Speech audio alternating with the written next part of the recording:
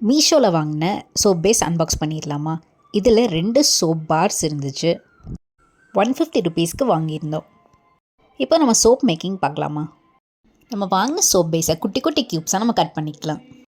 நம்ம சோப் பேஸை குட்டி குட்டியாக கட் பண்ணால் நம்ம ஈஸியாக டபுள் பாயிலிங் மெத்தடில் பாயில் பண்ணி வச்சுக்கலாம். இன்றைக்கி நம்ம பீட்ரூட் சூப் பண்ண போகிறோம். ஸோ ஃபஸ்ட்டு பீட்ரூட் ஜூஸ் எடுத்துக்கலாம்.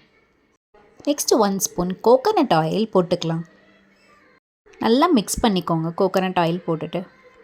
நெக்ஸ்ட்டு 1 ஸ்பூன் ஆலிவ் ஆயில் போட்டுக்கலாம். 3ஐயும் போட்டு நல்லா மிக்ஸ் பண்ணிக்கலாம். நெக்ஸ்ட் நம்ம ஆலோவேரா ஜூஸ் 2 ஸ்பூன்ஸ் போட்டுட்டு, நெக்ஸ்ட் நம்ம என்ன ஆட் பண்ண போகிறோம்னா விட்டமின் இ கேப்சியூல்ஸ் ஆட் பண்ண போகிறோம். இது வந்துட்டு நம்மளுக்கு கேப்சூல் ஃபார்மேட்டில் வைப்பாங்க. அதை வாங்கி நம்ம ஒரு 2 கேப்சியூல்ஸ் போட்டுக்கலாம், விட்டமின் இ கேப்சியூல்ஸ்.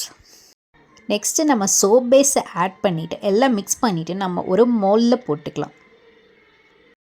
24 ஹவர்ஸ்க்கு அப்புறம் நம்மளுக்கு சோப் சூப்பராக ரெடி ஆயிரும். நீங்களும் பண்ணி பார்த்துட்டு ரிசல்ட் எப்படி இருக்குன்னு சொல்லுங்கள். எனக்கு நல்லாவே ரிசல்ட் வந்திருக்கு.